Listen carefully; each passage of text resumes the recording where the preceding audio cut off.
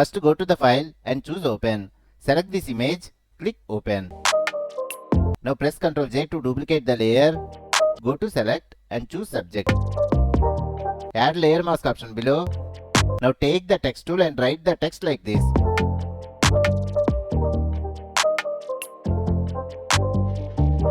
Right click on this text layer and choose convert to smart object.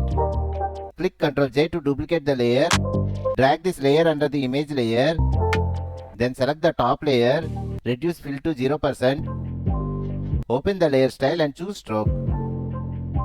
Follow these settings.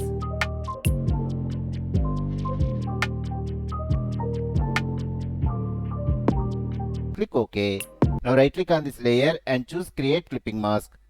Hold Ctrl button and select these text layers.